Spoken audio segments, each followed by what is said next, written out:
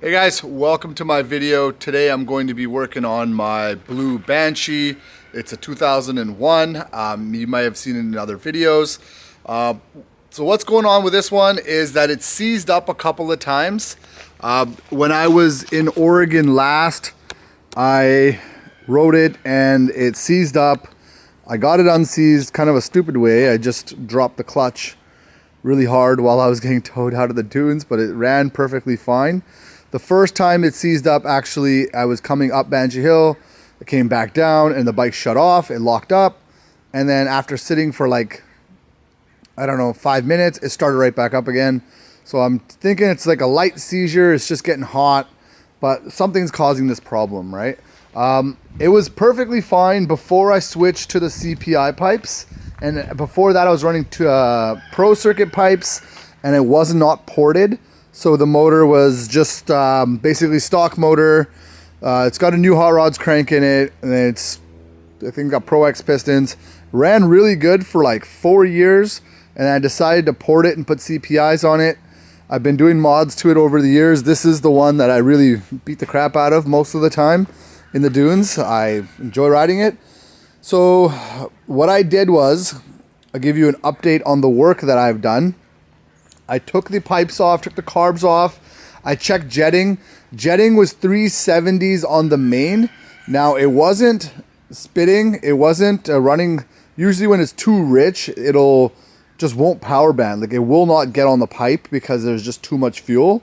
Usually you get that when the air filters are plugged up, right? I didn't have that. I was able to go full pin, balls out. So yeah, I may have been a size or 2 or 3 rich, but I don't think that was the problem because it would have ran like absolute garbage. I thought it was an air leak then. So then I took off the carbs, took off the pipes. I tested for an air leak, nothing. This thing held pressure for like 2 days. Actually held pressure for a week and a half, to be perfectly honest with you. So it wasn't an air leak. I brought the jettings down to 330. I'm going to do a proper jet of it.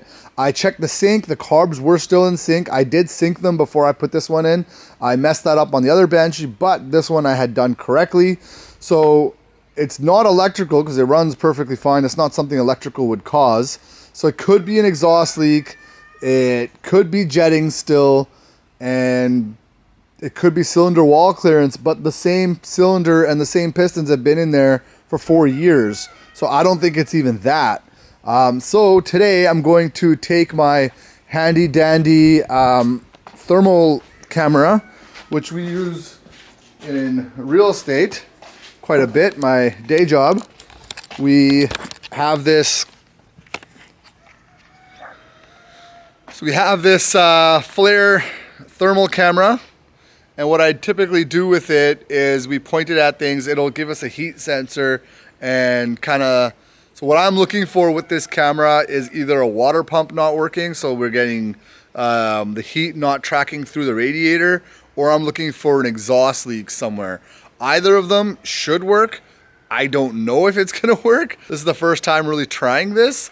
So I'll let you guys, I thought might as well, if I'm gonna try it, might as well try it on camera with you guys.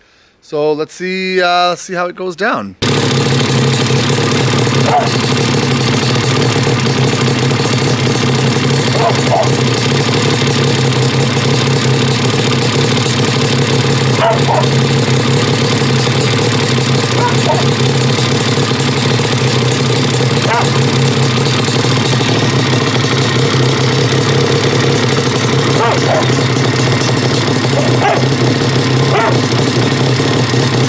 Is that clamp leaking?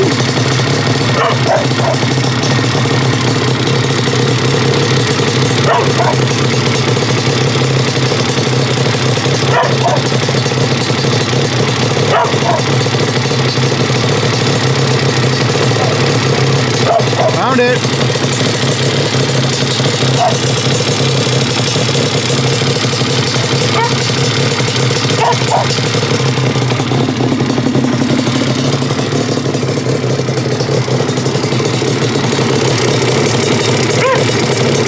Oh yeah, both clamps are leaking. This one's going to be too hard to tell at the front.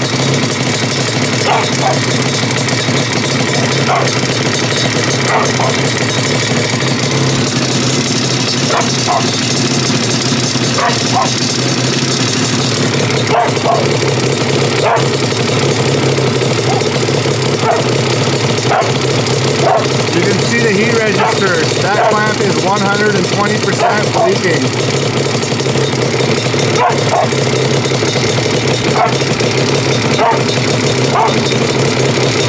This hose is warm. Water pump is definitely pumping. Let's see the radiator. Radiator is definitely getting hot.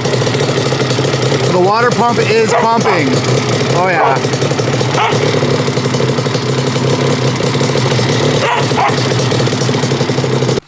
Alright, so that worked like magic. Apparently a $600 thermal camera will solve a lot of problems. For sure we could see that both of the exhaust clamps were leaking. On my 03 Banshee, I run those Mod Quad O-ring ones, and I had a feeling that those ones are just a little bit tighter, more snug. These rubbers could just be bad. As you can see, they're not in the best shape. This one looks, yeah, they're beat. So what I'm gonna do now, I have new rubbers for this. I'm gonna change the rubbers and then try again with the test. If that works, then I will I'll test it out. I'll start the hard testing, but I don't know if you guys saw the same stuff I saw, but thermal camera definitely works. It definitely shows you the heat registers, where it's coming from. Yeah, it's an expensive tool. I didn't buy it for ATVs. I bought it for real estate business.